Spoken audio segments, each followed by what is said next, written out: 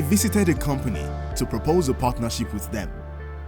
When I got in, I was wowed by how awesome, creative, and young the team was. I immediately decided that I had to work there, but there was no opening at the time.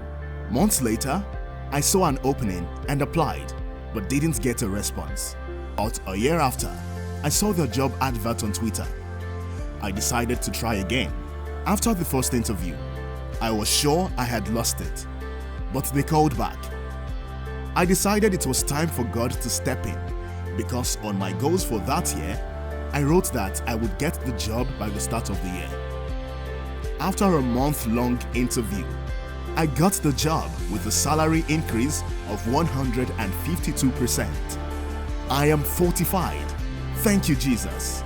It is indeed a season of greater.